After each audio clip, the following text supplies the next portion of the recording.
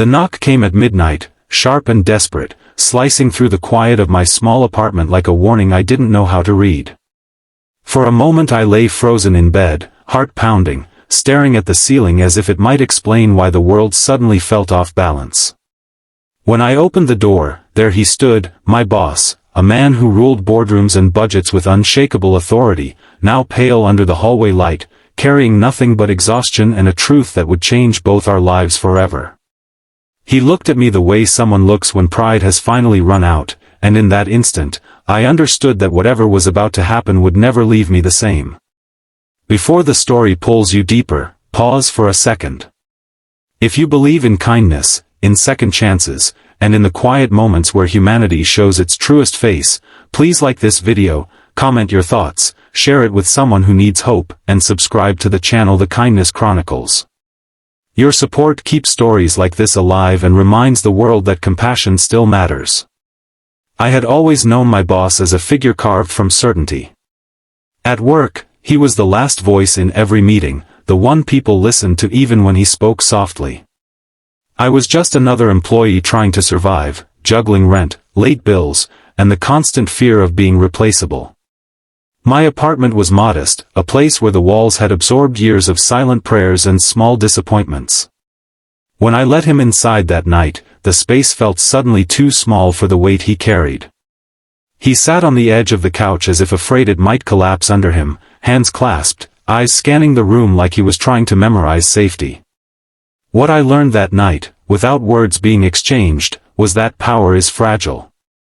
His life outside the office had unraveled in a single day. A marriage that had looked solid from afar had cracked beyond repair. Legal battles, betrayal from people he trusted, and a home that no longer felt like a home had pushed him out into the night. The man who approved bonuses and signed contracts now had nowhere else to go. I saw it in the slump of his shoulders, in the way he avoided my eyes, in the silence that screamed louder than any confession. Letting him stay was not an act of bravery. It was instinct. Something human rose in me, stronger than fear or social hierarchy.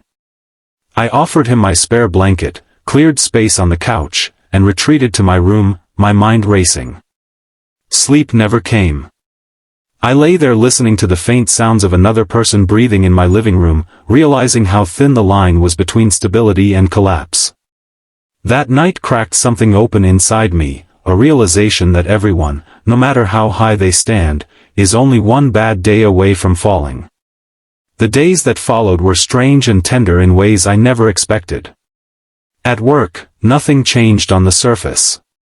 He still wore the same suits, still led meetings, still carried authority like armor. But at night, back in my apartment, the armor slipped. He moved quietly, as if trying not to take up space, washing his own dishes, folding the blanket with care every morning. We lived parallel lives under one roof, bound by an unspoken agreement of respect and secrecy. As weeks passed, the apartment began to feel different. The silence softened. I noticed how deeply tired he was, not just from lack of sleep, but from years of carrying expectations alone. In small, ordinary moments, I saw the man beneath the title. The way he paused at the window every morning, staring at the city like he was relearning how to exist in it. The way he smiled faintly when he smelled coffee brewing, as if comfort had become a rare currency. My own struggles didn't disappear during that time. I still worried about money, about my future, about whether I belonged in a world that rewarded confidence over quiet effort. But sharing space with someone who had seemingly had everything and lost it reshaped my fears. It taught me that success doesn't protect you from pain, and that vulnerability is not weakness but a form of truth. Slowly, without realizing it, I stopped seeing myself as small. If kindness could exist here, in this unlikely arrangement, then maybe I mattered more than I believed. Change came quietly, the way dawn does. One evening, I came home exhausted, worn down by a day where nothing seemed to go right. I found him sitting at the table, surrounded by papers, his face drawn but focused. He looked up at me with an expression I hadn't seen before, something close to gratitude, something honest. In that moment, I understood that my apartment had become more than shelter. It had become a place of healing, not just for him, but for me too. The balance between us shifted over time. He began to open up in small ways, sharing pieces of his past through gestures rather than words. Old photos left accidentally on the table. A sigh that carried years of regret. I realized how lonely leadership can be, how isolating it is to always be the one expected to have answers. And he, in turn, seemed to notice me more. Not as an employee, but as a person. He paid attention to my long hours, my quiet dedication, the way I kept going even when no one was watching. Then came the turning point, unexpected and heavy. One morning, he didn't return to the apartment. Hours passed. The city outside buzzed as usual, but unease settled in my chest. When he finally came back late that night, he looked different, lighter somehow. He had faced what he had been avoiding. He had found temporary housing, started the painful process of rebuilding his life. Relief washed over me, mixed with something else I wasn't ready to name. The apartment, which had felt full of meaning, suddenly felt emptier. Our last night under the same roof was quiet. No speeches, no dramatic goodbyes. Just the understanding that something rare had happened between two people from different worlds. When he left, carrying a small bag and a steadier posture, I stood alone in the doorway, feeling both proud and hollow. Kindness, I learned, often asks you to let go without expecting anything in return. Life moved forward, as it always does. Weeks later, at work, I was called into his office. Fear flickered through me, old insecurities resurfacing. But what happened instead changed my path.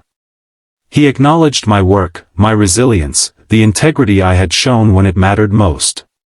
Opportunities followed, ones I never thought would come my way.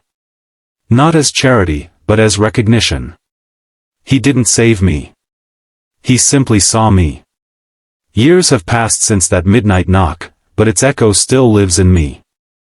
I tell this story not because it's extraordinary, but because it's painfully human. Because sometimes, the smallest acts of compassion create ripples that alter lives forever.